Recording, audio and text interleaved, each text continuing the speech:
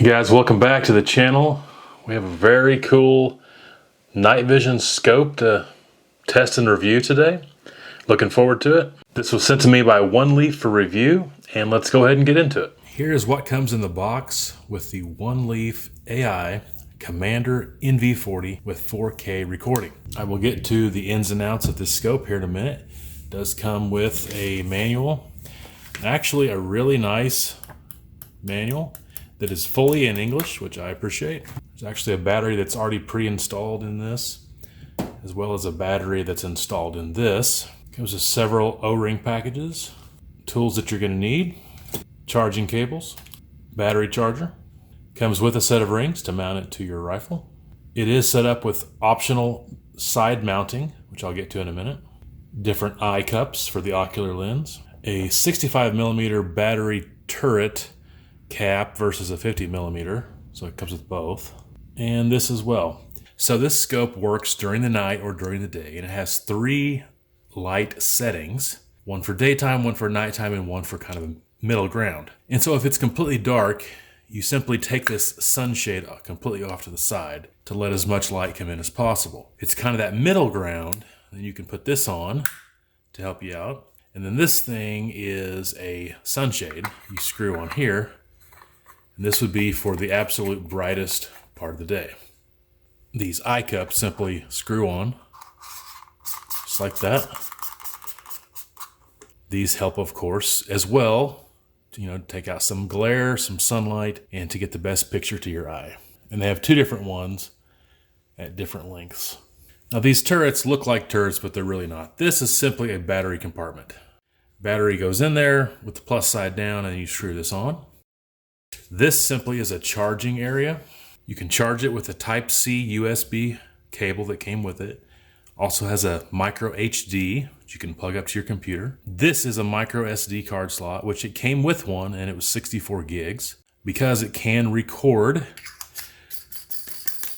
footage, which you will be seeing later. You have some adjustments near and far here.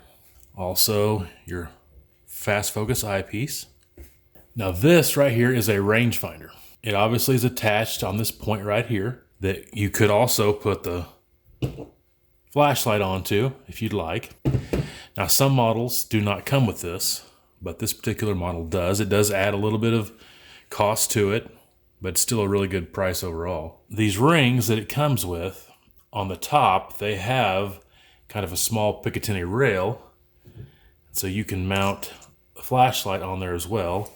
And so you can have all 3, the digital scope, the rangefinder, and the flashlight. I'm going to show you some recorded footage of it here in a minute, but basically you turn it on with this button here, you push it and hold it, and then you'll see the screen come up. It looks very similar to a computer screen. It'll come up in there. And then you toggle through your menu settings like this.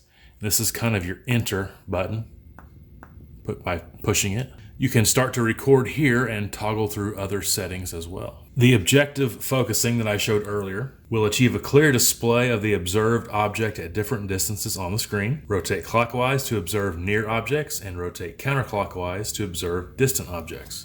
And this back here is the diopter adjustment. It has an adjustment range from 600 degrees of nearsightedness to 200 degrees of farsightedness. It does have what they call e-compass, has picture-in-picture, digital zoom, gyroscopic pitch angle, shows inclination based on internal 3D gyro. You can change your reticles to, I think, 6 or 7 different styles. Not only can you change the reticle type, but you can change the color of the reticle. You can switch between first focal plane and second focal plane. You can set your video resolution to 4K 30 feet per second, 4K 60, 4K 120, 2K 30, and FHD 30 in the menu. And like I already explained, you can record, and that information is stored on the SD card. And when you're zeroing in this scope, you have what they call shot zero. Adjust the X and Y values to line up with where you shot, and then you're good. On your next shot, you should be sighted in. Your screen aspect ratio can be 16:9, which is widescreen. It can be 4:3 or small. Day, starry, and night settings. Magnification adjust, photo resolution, and movie mode. Picture-in-picture, movie clip time, LCD brightness, auto record, display icon, display widgets, and range marker align options. It has a compass, which you can calibrate. You can also calibrate the gyro. If you have the rangefinder mode, it has a red dot. It does record sound, by the way, with a microphone.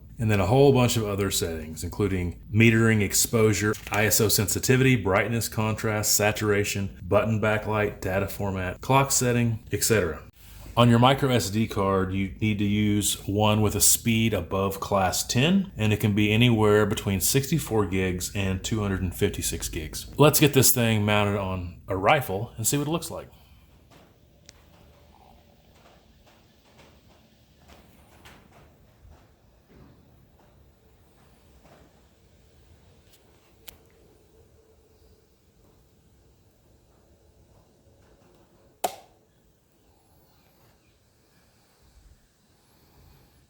All right, so just an FYI, this was a very shadowy spot that I was focused on, and so that's kind of why it looks so dark, even though it was during the day. A lot of shadows over there. So the first thing I noticed while looking through this is that none of the stuff I see on the screen goes onto the recording. So in the top center of the screen, there's a rectangle that has the picture-in-picture, and it's a more zoomed-in box of where the crosshair is. So the center of the crosshair would actually be zoomed in even further as a picture-in-picture.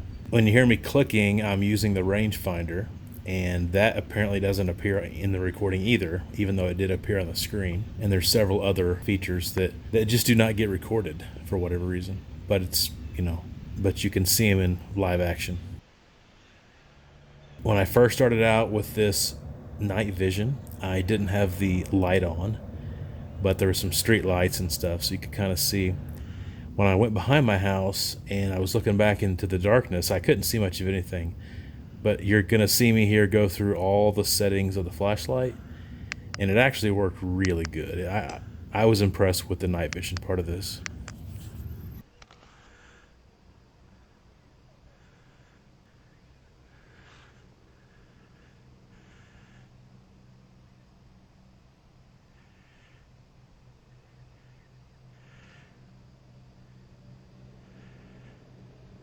This particular scope, who is it for? Do I recommend it? First of all, if you're hunting, game species, deer, elk, things like that, this is probably illegal. Usually digital scopes are. In most states, night vision hunting is illegal as well. So definitely check your state regulations before buying this to make sure you can use it. You can probably hunt things like coyotes and hogs in certain states, but definitely check out before you buy. And so if you do live in a place where you can take this varmint hunting or predator hunting or hog hunting, this would be an excellent scope for that application, especially during the night. And so as a hunter, that's really the application I could see this being used for. If you're not hunting, then you don't have to worry about the legality of it. You can use it for whatever you want. Of course, it could also be really good as a tactical scope or a self-defense scope. If you have it on a rifle that you may be protecting your house or your property with, this would be great. You hear things outside in the middle of the night, or there's something funny going on. Grab your rifle that has this pre-mounted on it, all sighted in, ready to go, fresh batteries. And even though it's nighttime, you have a night vision scope that you can see if there's any bad guys out there. So that would be a great application for it. So to me, the night vision part of it is the coolest part of it, and that's probably where I'll use it the most. But you can definitely use it during the day. You could just completely take this lighting system off, use it as a normal daytime scope with a rangefinder, which is a cool combination. Be aware this is on the heavy side. And so if if you have a lightweight rifle that you want to be packable, mobile, and you're going to be hiking with it and traveling long distances, this might not be the scope for you. It's just a pretty heavy overall package. But if you're just going to get out to a stand, tree stand, blind, whatever the case, or like I said, just around your own property, and you're not going to be walking long distances, I would recommend this. I will definitely have a link in the description, so check that out. Hey guys, thank you for watching the video. If you liked it, please give it a thumbs up and subscribe if you haven't subscribed already. More content like this coming out. Hope you have a wonderful day, and until next time, take care.